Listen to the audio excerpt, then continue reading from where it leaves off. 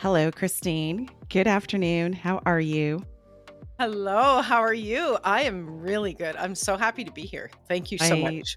know it's been a long time coming, and this is my first video. This is your first video It podcast? is. It is.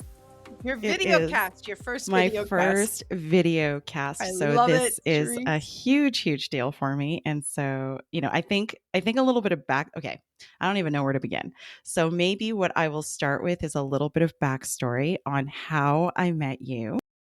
You and I met through Ranchelle Van Bryce, and it was Ranchelle and we were chatting right before a podcast I did with her, and she was telling me about her decision to move to Inspired Choices Network. And you know how ideas are, right? There was this little thing niggling in the back of my head that was like, you should do video. You should do video. And I was like, Ranchelle, what was the name of that network that you were telling me about? And can you put me in contact? And you entered Here we my go. life at that point. That's And right. so please tell us about yourself. You've many hats that you wear. So share with the audience who you So are, what this you is do. my challenge is how do I make it concise, and that's a bit of a challenge, but I'll give you as quick story as I can. I started in human resources, and really tough industry. People don't realize it's very tough. I had a mental breakdown, and during my time in healing, I really looked at what I wanted to do. And what I loved about human resources was connecting with people and supporting them, and I could see where they could go.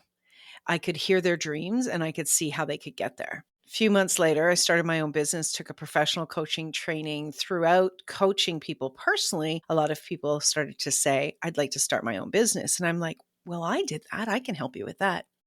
Hence, my business coaching started to evolve. I did a ton of business before I was in human resources. So this was kind of real natural for me. 2 years into my coaching, I was approached by a company and they asked me if I'd ever thought about having a radio show. My whole body lit up. You know those moments that you Yes. have where it's like the universe, God is saying to you, listen, Yeah. you need to listen. So I said yes. Actually, I couldn't not say yes. It was one of those striking moments. I get on to do my first show, and I am so over the moon excited and grateful and nervous as can be that I cried for the first 15 minutes of my show. Cried. Nobody has done as terrible a job as starting out as me. And I also have this thing where if I've said I'm going to do something, I'm going to continue to do it. So I got off that show and I'm like, okay, I don't know how I'm going to continue, but I am going to continue. And that was in 2011. So I've been doing my own show ever since then, and was 3 years into that. The platform that I was on, the owner asked if I'd ever thought about producing. And I was at one of those moments in my life where it was, okay, take this opportunity on, because my ego didn't want to. My ego was like, you're a business coach. What are you doing? And this is not something you do. And she was very loud. And it was do this or go get a job at, McDonald's. So I'm like, I'm going to give this a try first Mhm. before I go put on my outfit at McDonald's. And 6 months later, I was the least owner of that platform. It was really a niche for me to step into that I didn't know, but it brought back, Sherisse, that whole thing about I could see people's dreams and I could show them how to get there. Mhm. And hence my production hat came into play. A couple years after that, my business wanted me to start my own platform. So I talk to my business. I teach people how to talk to their businesses.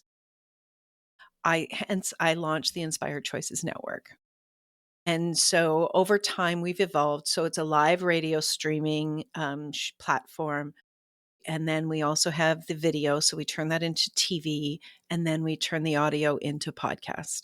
And we mass distribute that to over 350 platforms. 2 years later, Ranchelle Van Bryce as well was hosting a summit and asked me to be a speaker on the summit. In the midst of this, the production company they had really dropped all the balls, and she hollered, I need your help. I jumped in technically to help with a bunch of the things so it could continue to go off smoothly. Post production, she said, you'd be really great at doing summits. And I'm like, what? I sat with that like you do. I know. I sat with that for about 6 months. I really needed to be with Wow. it. I wanted it to be different. And so I came from the perspective of how can this be a benefit? How can it be honoring of the hosts, honoring of the speakers, and honoring of the participants? I wanted to do it differently. So then we launched Summits. That was 2 years ago. About Oh, you guys have known each other that long. Yes, Okay. I yes, didn't yes, know. I Okay. can't even tell you now how long it is. Yeah. And then 6 months after we launched the summits, no, it wasn't 6 months. It was probably 2 months after we launched the summits. We then wanted to look at how could we also turn what we do into the publication industry. And so then we launched ICN Publishing. So Okay. we take everybody that's in a summit, we turn all of their talks into a chapter into an anthology book. Hmm. And we also work with people one-on-one for their books. So we're bringing people's messages to people in the way that they like to consume the content. Right. So some people like to listen, some people like to watch, and some people like to read. And so now we fulfill all of those. I'm thrilled because the biggest thing that I love to do is to see the brilliance in someone and to really get their message out to the people that are looking for it. Because you can be brilliant, but if you're sitting in your house talking to yourself, what are you doing with that brilliance? And so I nudge people and I encourage Okay. them. And Stop. I'm going sometimes to pause you. It is not. I was just going to add, and Don't sometimes I kick. deceive the people. Okay, it's truth be told, I'm Irish background and I don't hold back. Okay, Thank you. there you go. I love that because that's absolutely what our experience has been like, right? You and I have been talking, we're in Feb and I think we started talking in about June, July of last year. Yeah, it's It's definitely been a we're while. definitely past our 6-month Yeah, anniversary. yeah, we are. But it's been one of those things that I'm really glad that you have continued to just gently poke me every now and again.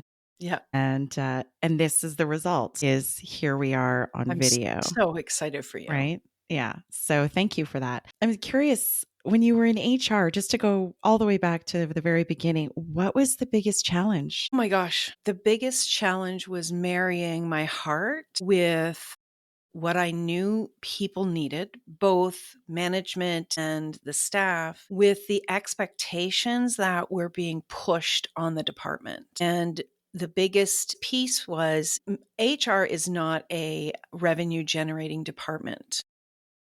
And the value, when I first started, and I'm going to age myself and whatever, but when I first started, when I came out of college, it was called the personnel department. It wasn't called human resources. And it was hiring and doing the paperwork on hiring people Yeah. and doing the paperwork on firing people. That was as much involvement that we had. Then we kind of started to do the benefits and so on. HR had evolved to, when I had my last position, to the point where we were buried in work and buried in expectations. So, as organizations and countries have ever evolving human ethics, health and safety regulations, and so on, all of that, like all of this gets put on HR and nothing gets taken off.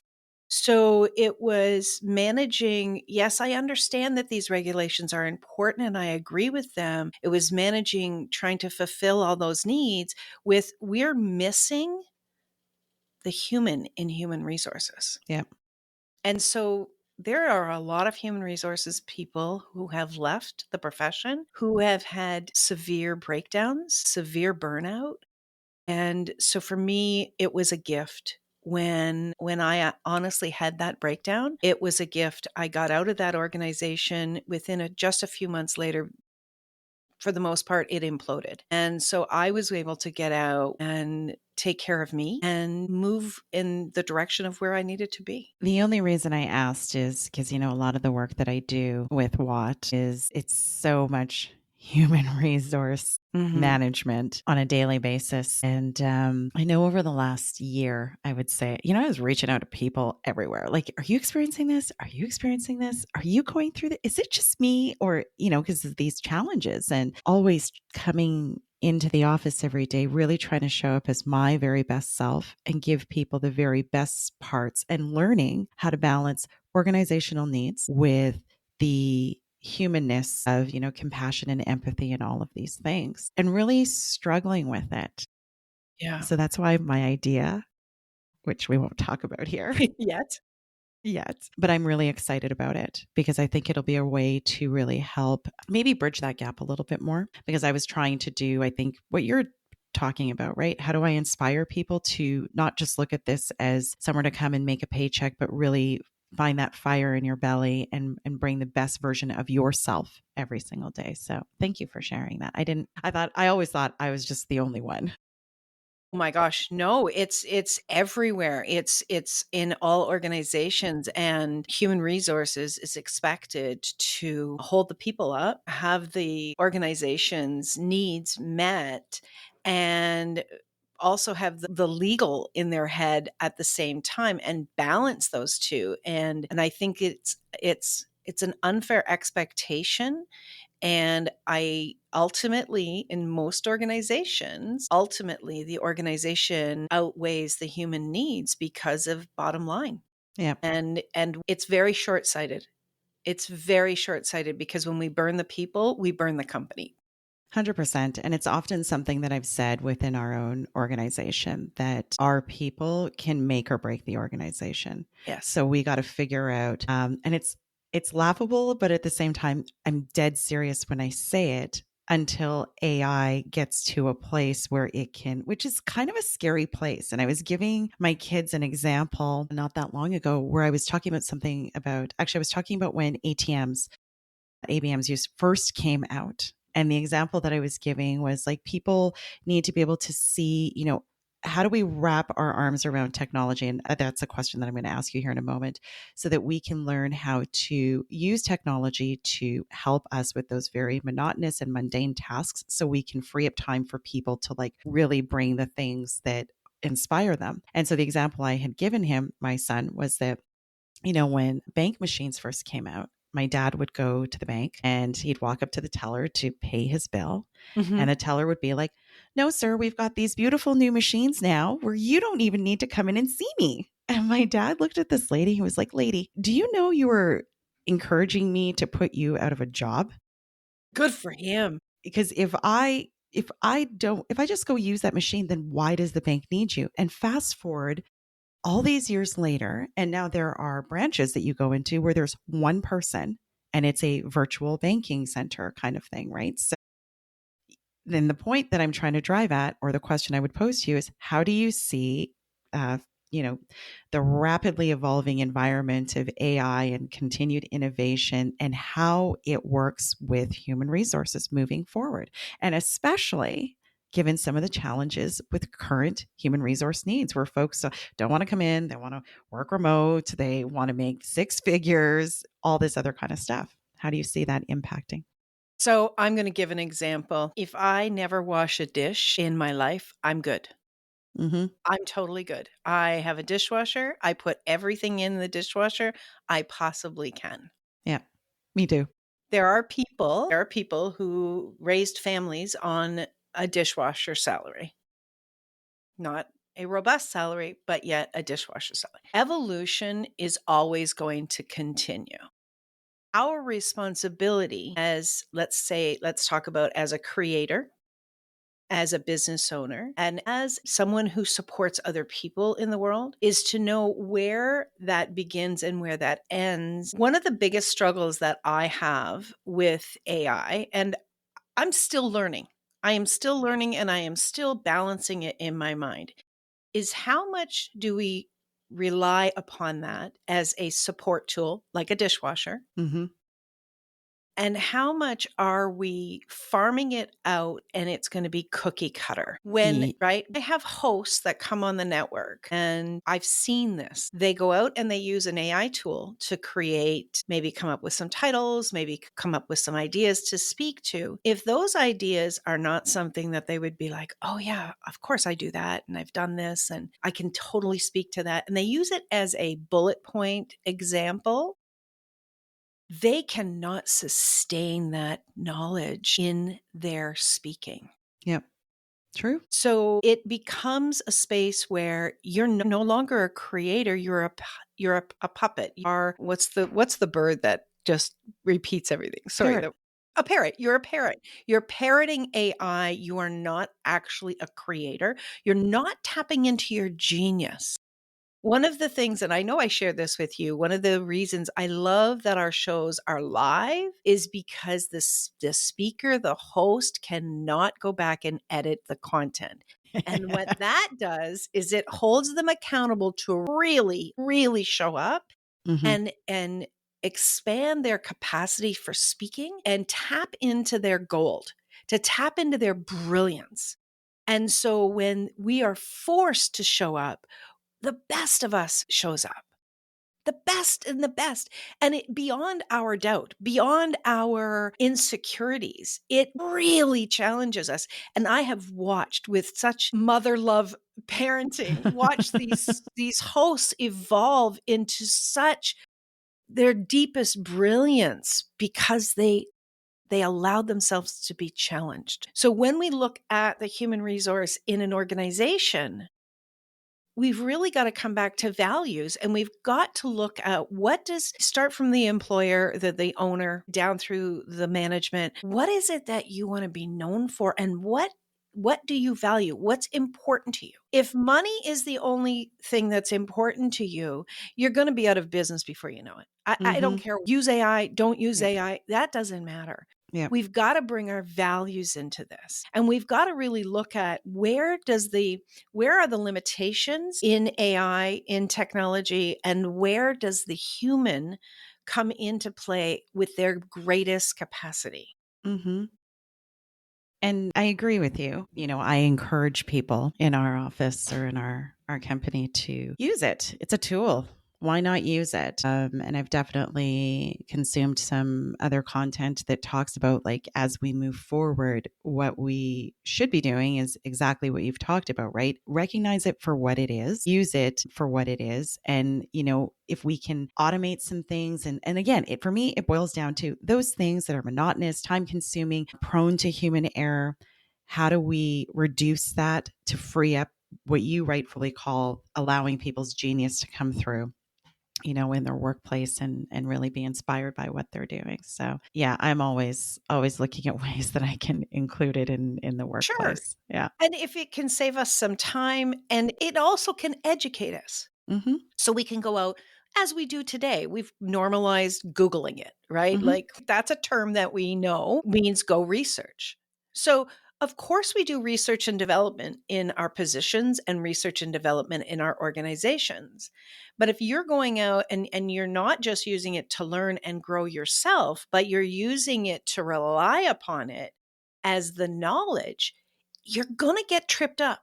You Mm-hmm. are guaranteed. So, can you imagine, Sherisse, that you go out and you research a topic you wanted to talk about and you come up with all of this knowledge and you've memorized it, whatever the case, you got the bullet points, you're reading it, you're creating a podcast. And somebody says, wow, that chick is brilliant. Let's get her to speak at our conference where she'll be on stage in front of 20 or 20,000. You could not pull that off because that's not your genius. That's a machine's generated information. Mm-hmm. And that's where we fall short. That's where we fall short for ourselves, that we're not actually supporting ourselves with this information that we're pulling off of AI.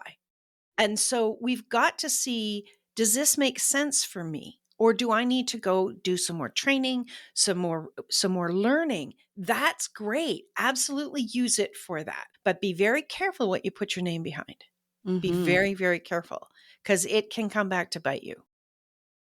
Yeah, I never thought about it quite that way or never really considered it that way, but I've definitely seen, I never put too much thought into that. Let's say it like that. I've definitely received things from people where I'm like, okay, so this was 100% generated by AI. For me, it's like a baseline tool. Let me just get some ideas flowing and Right. let's see what I can come with if you're having like a block of some sort. So, well, thank you for sharing your opinion on that. Tell me, I have a question for you because that's what I do. What was your sense of that individual that sent you an email that was AI generated? Where did your value with them go? It went down. It did. Because Because I was like, for what you were sending me, you didn't need to use the tool. It almost came across as just being lazy. right, and insulting to your intelligence, Yeah. right? Yeah. Yeah, we've gotta be very careful.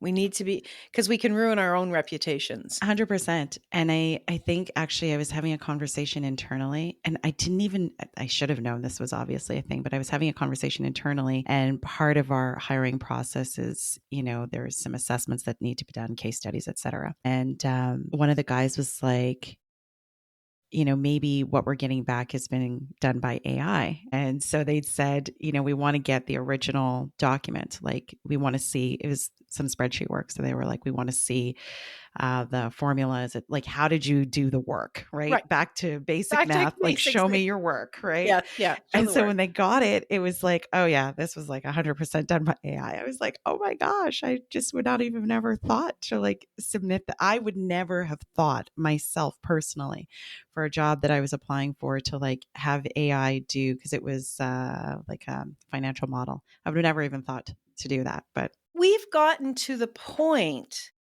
I know this for a fact because I speak to people. We've gotten to the point where we are in such competition because mm, people are using AI and maybe they're smoother at delivering it so it doesn't appear to be AI.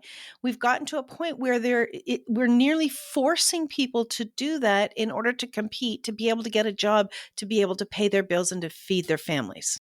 you know, could be true, and I'm not going to disagree with you there. But our hiring model has really evolved since we've been, actively engaged in human resources. And for us, when I'm interviewing somebody, I will always say to them, and I have now learned that this doesn't work. So just like, just level with me. Can you do it or not? Right? Yeah, Like, just right. to the point.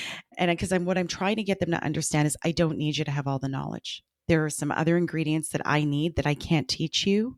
And that's, desire for learning, desire for personal development, career development. They're like, there's these intrinsic values that I Yes, can't teach you. But the technical piece, anybody can learn that. And as long as absolutely. you have these core things that I can't teach you, then the rest I don't care about, right? We can Right. It cross that. doesn't, those don't matter.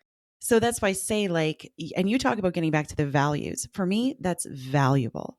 Like these other intrinsic, non-quantifiable things that I need you to have, I will value that all day, every day. So now, even as part of the assessment, right? When I'm looking at it, I'm like, I don't really need your technical knowledge to be up to snuff there. Let's, I have a I have a program I have to share with you now that we're yeah. deep diving into HR. It was I hated recruiting when I first started in HR, and my boss, he was a great boss, he sent me to this training and I was like rolling my eyes. I came out of that going, "Oh my gosh." And it teaches you how to filter for their traits, which is what you're referring to, something that it's inherent in you, how to filter for their traits, and then the rest doesn't, like, it will come Yeah, later. And absolutely. it's such an amazing process that you can filter down to 9 questions that I can ask you over the phone, and I can rate you a 0, a 1, or a 2 Hmm. Please without share it. with no bias. Well, of course, there's always going to be a slight bias. You can hear the person's voice.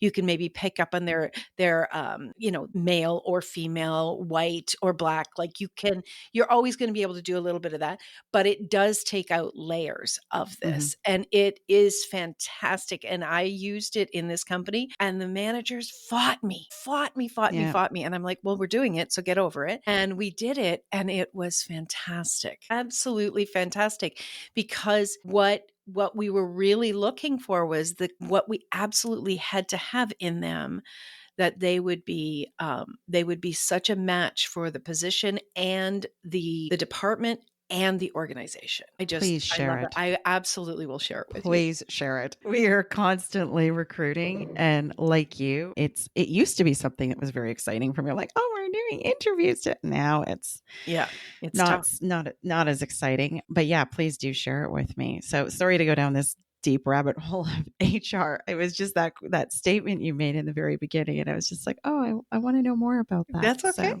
thank Hey, you we for dance sharing. I where we appreciate it. dance. It's all good. Yes, absolutely. I wanted to pivot more to Inspired Choices, the Okay. network. Okay. And I want you to share more about what the network is, what because you spoke about a niche market. So, what is Mhm. it that you are bringing to the masses through Inspired Choices?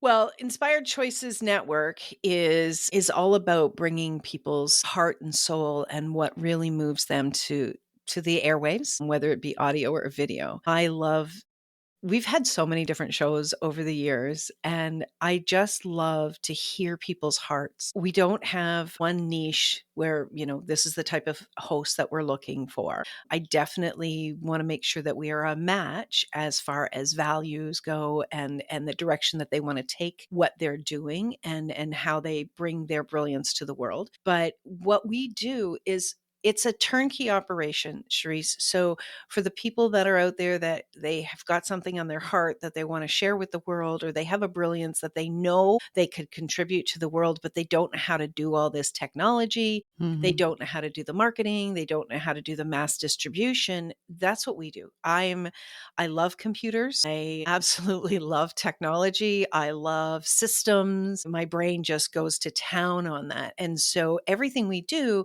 we have a system set up. So it makes it much easier and much more fun. And because I started out learning every single step. Hmm.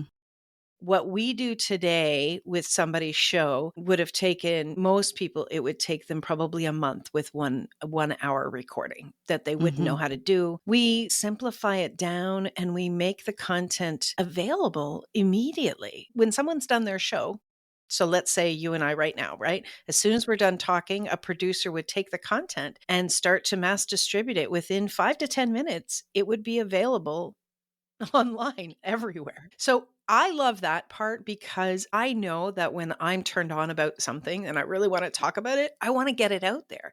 And I could never understand people that would do a recording, or they would do several recordings and then it would be in a bank for months. And I'm like, how do you do that? Here's the thing to know about me. Don't put Christmas presents under the Christmas tree until Christmas Eve, because I can't hold back for more than 24 hours.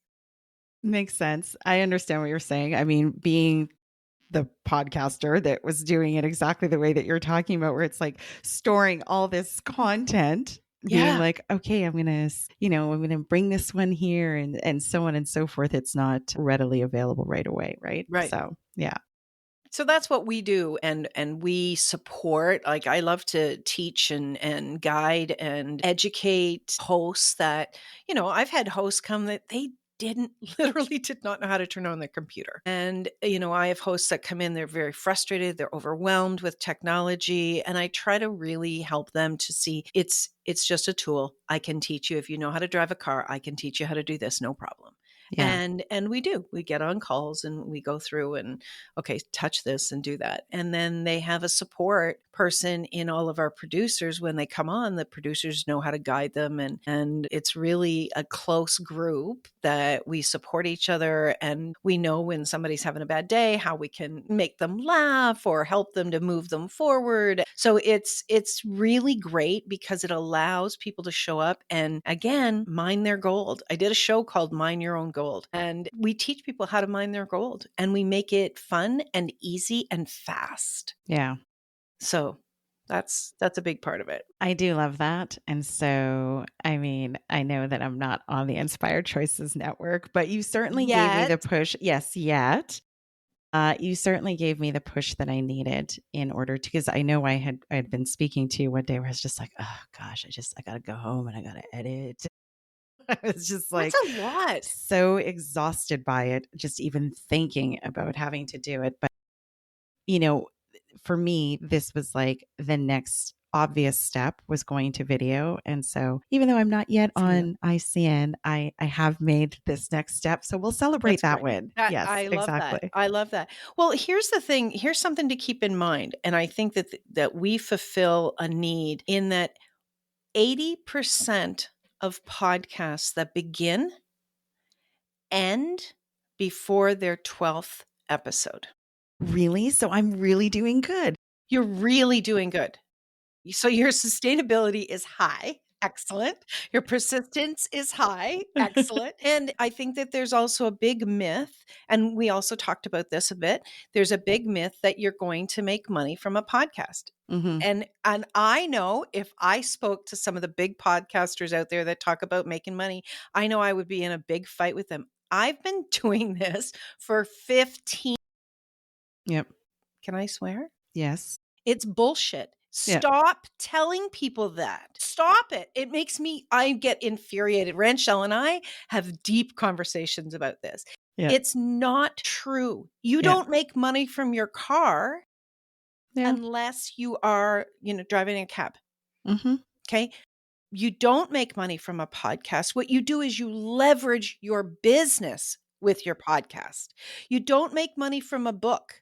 Over 95% of books that are out there, nobody makes money from these books. Hmm. And I mean money. I don't mean like, hey, made $1 off that book. You don't make money from a book, but we all know that it's like your calling card. That's true. Yep. And what it also does, and any author will tell you this, is that you mine your gold as you're writing your book. Hmm. You become more professional. You become more of the brilliance that you're meant to show up in the world with. So Yeah. when you are doing a podcast, a video cast, a production, and you're doing a book, those come together to have you elevate as a global authority in your interest. And that's what I want to do. That's what I do. When I speak to people, I want to bring their brilliance to the world, and I know how to do it. And I know how to mine them. The biggest thing I do, and this sounds a little cheeky, is I grow hosts. I grow hosts. Yeah. How You we know what? do It it, makes sense. Yep. because that's what's the most important thing for me, whether it was in human resources and helping somebody step into their brilliance or really stand up and say, you know what, this is not the industry for me, or this is not the role for me. I would Hmm. champion them. I mean, Yep. I've had people come in for job interviews and I would sit there and say to them, this job is not for you. But tell me about you. Let me help you to try to go in the direction of your brilliance. That's what's on my heart. And I know that we've created the organization in all the different things that we do to help people to move in that direction. That's the gifts that I bring to the world. And through those, I support other people to bring their gifts to the world. Well, I celebrate you. You're doing a Thank you, love. marvelous job. I mean, here we are Here we again, are. a video cast. I love it. How many shows are you guys at now? How many? Oh my God.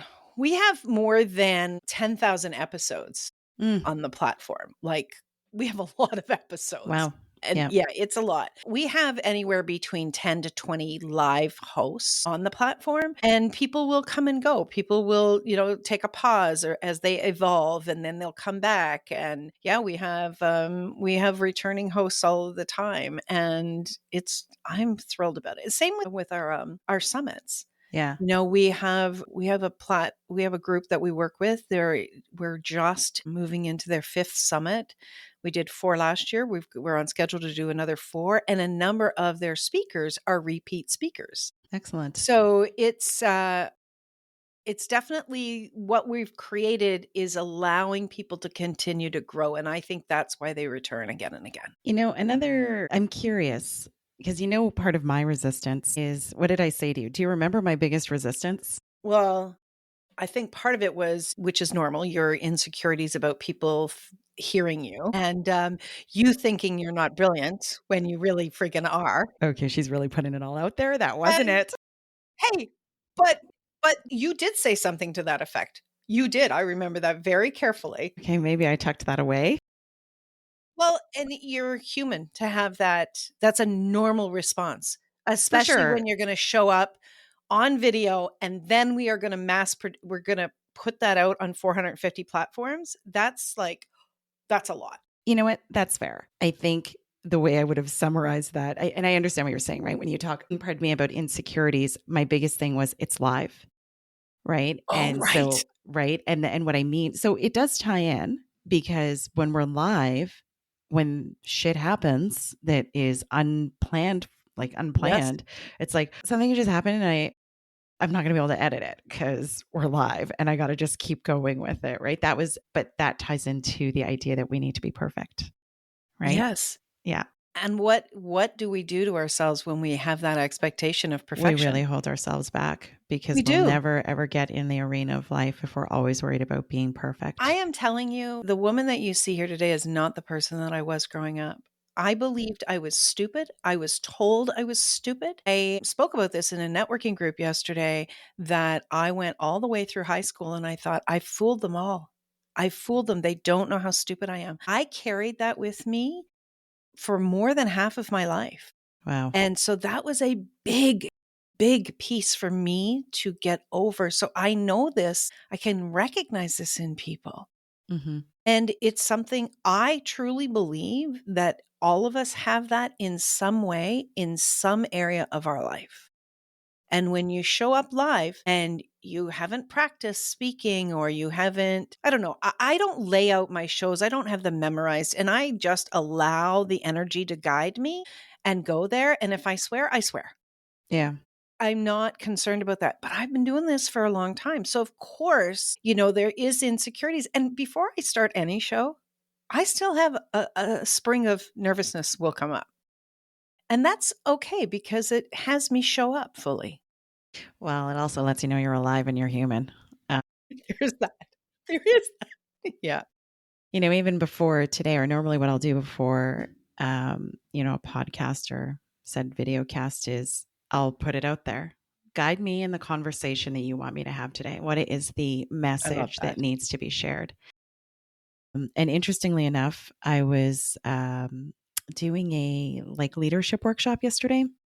And so in this particular type of a leadership workshop, we talk about all of the things, the limiting beliefs and the saboteurs. Yesterday was we were talking about saboteurs, and I had actually never gone through the exercise of actually assessing what my saboteurs are. And yesterday Really? I did. Yesterday was the first time that I'd actually done it, right?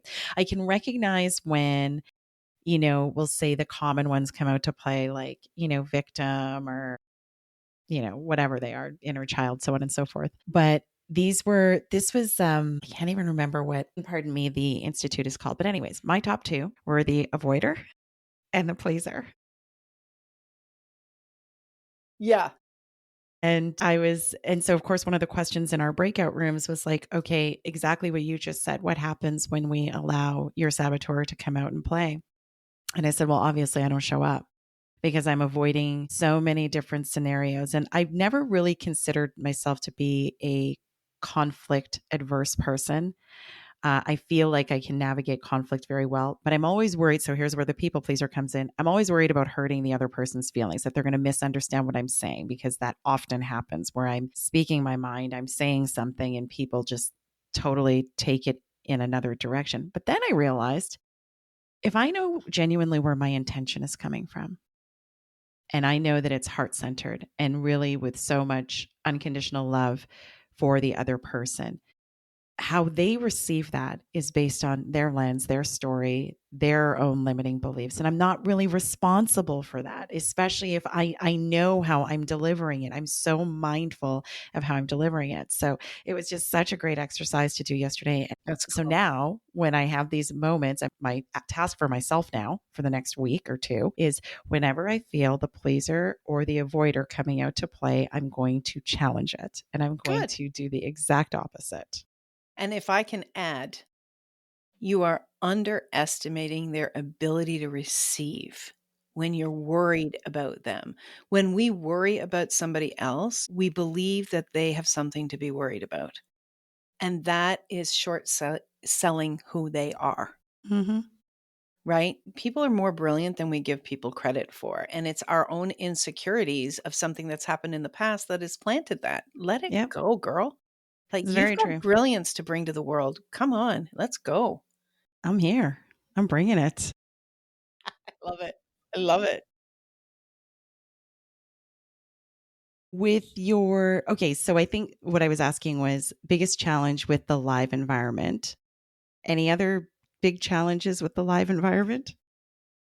Well, I mean, technology Yeah. can always be that, but I can tell you honestly, in all the years, I was actually saying this just the other day. I think we had 2 days where we were like, "Guys, sorry, we can't go live today. Mm, There's a technology issue. We just can't." I mean, people will, they'll have power outages on their end, and so they can't go live. For our, we had a power outage. When was that? It was 2022. Remember when there was a huge power outage across Canada and a big, big one in Ontario? It mhm. was August, July. It was July of 2022 because it was the day of my mother's wake. You know how you have these things? Yes. And I'm going to leave and leave the team in charge. And there was a massive problem. Like everything was out. So we've only ever had that twice, but a lot of people worry about that. So, we do all that we can to support people to avoid these issues and how they can do that and so on and so forth. But that, for the most part, is the biggest piece. If you can get over looking at yourself on video and knowing that people can hear you live, and it takes a minute. It does. Like, look at my first one, right? And my first one was live. It wasn't on video though. They didn't have it back then. That's the biggest piece. And I think also trying to reason why doing that with the is it going to make me money? Those are probably the two biggest things. And I speak to that, as you know, I speak Yes. directly to that because I don't wanna see someone go into something with a false belief, and unfortunately, there's too many people out there trying to make a buck and trying to tell you you should be able to make money out of the gate with your podcast. That is just not true. Yeah. I'm glad that that's not my reason for doing this. This is not my day job. No, that's good. Something else that just to ride on something you just said, something that one of my coaches had said, just kind of about, you were talking about your first podcast and, it's not perfect or whatever. And she'd said, sometimes people, not sometimes, but she's like, why don't you step into the awareness that there's something really really beautiful in watching somebody evolve, like actually watch the Right. whole evolution from this is where I started to however many years down the road. And even just you saying today that, what is it, 80-90% of podcasts 80. don't last after the 12th episode. Yes. I'm going to celebrate that because Yeah. that's huge because But for the most part, it's not that they can't show up and talk. yeah, it's all the other stuff. It's all the other stuff because it's kind of like saying, "Hey, I don't really need a mechanic. I can learn how to change the motor in my car." Yeah. So you're changing the motor in your car every No, I'm time you're not. doing. Yeah. I say to people, like, why take up a new profession? Hmm. Right? And a lot of people, that's what they've done to try to make money. And unfortunately, I think that they've expended so much energy and time and money, as in their own personal resource, that they're frustrated. A lot of people walk away from it, but again, I feel like people have been sold a bill of goods that's not true. Yeah. Just in wrapping up, you actually talked so much about all the stuff that you do. Like I knew you were a coach. I knew about, ICN. I didn't know about the books, the published, like I didn't know anything about that. So it leads me to the question of what's next? What else? Yeah, And there's our friend that we've been talking about. There's yes. Ranchelle. Rochelle Van Bryce. And that's her first book. What's next? Well, I can't tell you because we've got a new project in the hopper, and we're going to You be. and I with our secrets. I know. Well, I like to have it not perfect but polished that I can present it. We cross our T's and we dot our I's a lot. So I'm hoping that within the month that we'll be able to launch this next project. And all of the business streams that we have, they all come to support people getting their brilliance out to the world. I love it. So it's all under that umbrella. Yeah. Well, never forget about me. Keep poking. Keep You can't get away just from me keep. if you I try. didn't actually think I could. So, anyways, I want to thank you so much because you messaged me literally last week and I was like, yeah, for sure. Let's do it. Let's jump on the cast. second. I'm your first. You are, you I'm your are, you first. are. I love that. I You love it. are, you Thank are. you. So thank you for being with me on this very, very first video cast. I My honor. appreciate you and the passion that you have for helping people to step into their brilliance. And thank you for encouraging me to put my, glowing smile out here. The world is excited to receive all of your brilliance. Thank you. Thank you. Thank you. Thank you too. Thank you so much for joining myself and Christine McIver today as we chatted about many, many things, and hopefully you found value in today's episode. As always, if you have any questions or suggestions, or if you would like to be a guest on the podcast, please reach out to me at Sherisse at yourcollective.ca. That's SHERISSE at yourcollective.ca. And until next time, take care.